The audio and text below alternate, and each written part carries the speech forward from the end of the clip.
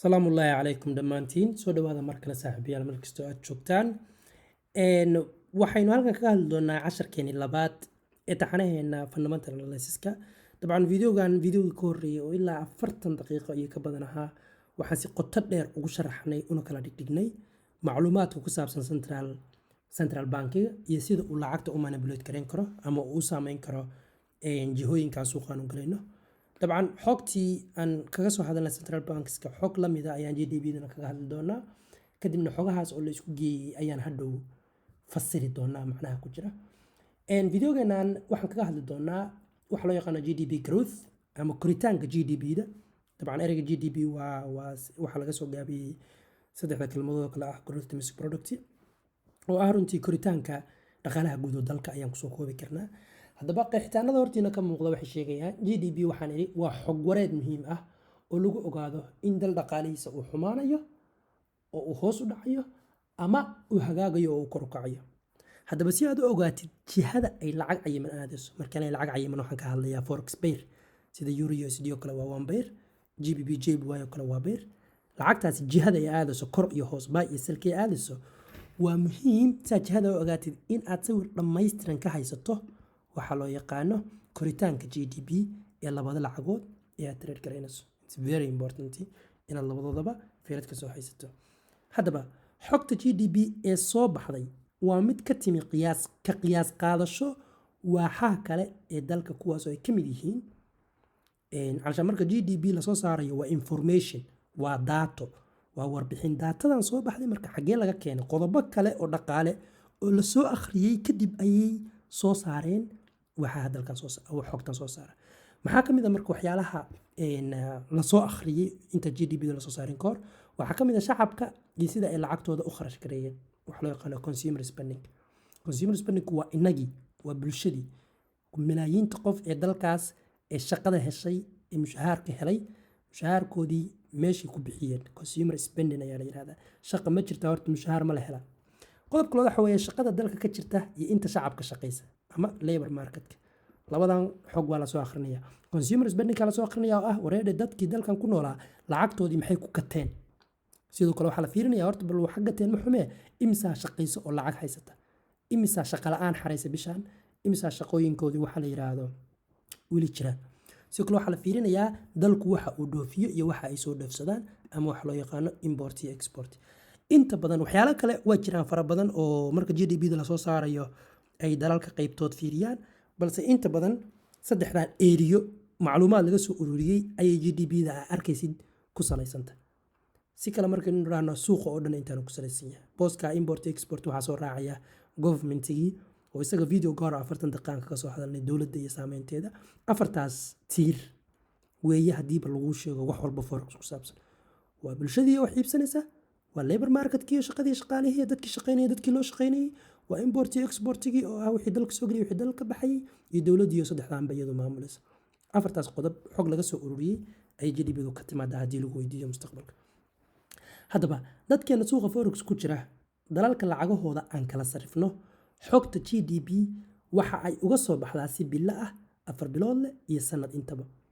xog bilo ah oo waxa jirta aan final ahayn oo soo baxda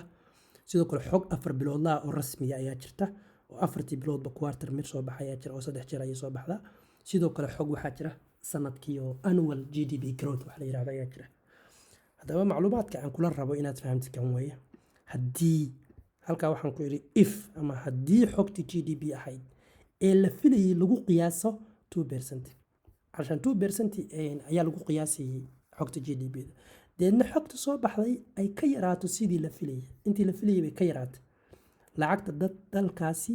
hoos ayay u dhacaysaa xog ayaa waxaa lagu qiyaasay 2% koritaana growth baa laga hadlayaa waxa maanta la ka hadlayno boqolkiiba 2 ayuu dhaqaalaha dalku koraya ayaa la qiyaasay boqolkiiba 2 inuu kor iska daaya boqolkiiba 6 ayuu hoos u dhacay lacagta dalkaas maxaa ku dhacaya depreciation ama hoos u dhacaya ku dhacay si iskula xiriiraan waxaan meeshan kaga hadlanayo wixii hore aan uga soo hadalnay haddii sidii la filayay ay ka fiicnaatana lacagta qiimo ahaan suuqa forex kor ayay u kacaysaa waxyaalaha aan ku qiimeyn doono inaan JPY buy ka raadiyo ama inaan sell ka raadiyo waxaan isbarbar dhigayaa lacagta Ingiriiska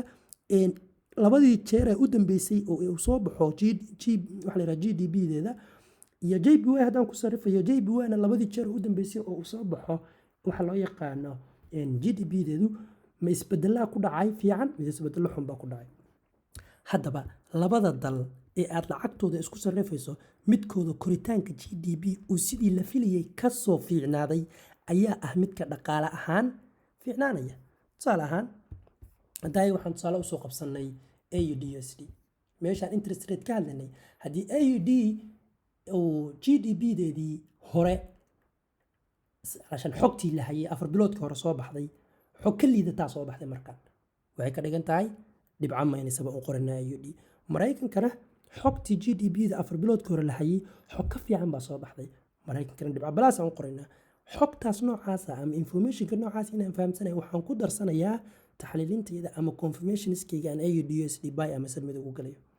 hope inaad macnaha meeshaas ku jira inaad fahamtay. okay waa hagaag. haddaba marka aad tagtid forex factory oo kale oo aad doonaysid inaad GDP-da fahamtid sida halkan ku qoran oo kale xogta GDP-da hadda ugu soo dhow dib baa u dhaafdhaafi hore baa u dhaafiya mustaqbalka February 12-keeda waxa soo baxaya GDP-dii maray Ingiriiska soo baxaya 10 subaxnimo. waxaa la rajaynayaa weli ma hayno nambaradii la rajaynayay laakiin haddaa kuwii lasoo dhaafay fiirisid markii u dambeysay soo baxda waxay ahayd November 12-keeda 2020 haddaa fiirina isaga November 12-keeda 2020 xogtu waxay ahayd previously ama xogtii inta santani soo bixin ka horeysay -19 ayay ahayd waxaa la filayay 15.8 maxaa soo baxay 15.5 oo 0.3 ayay ka yaraatay intii la filayay. markaas oo kale maxaa ku dhacaya lacagta Ingiriiska dhaqaale ahaan weli way liidataa because intii la filayay way ka yaraatay 15.8 baa la filayay 15.5 baa soo baxay. markaan oo kale fiiri -20.5 baa la filayay waxaa soo baxay -20.4 which is good sidii la filayay way ka fiicnaatay maadaama minuska u sii yaraaday. halkaan oo kale -2.6 baa la sugayay -2.0 ayay noqotay which is good. kan oo kale waxba iskama bedelin 0.00 la sugayay 0.00 ayay noqotay. so waxaa la raadinaya mar walba waxa weeye lacagta GDP-da hadda kan oo kale marka uu soo dhowaado waxaa imaanaysa in meeshaan uu kusoo qormo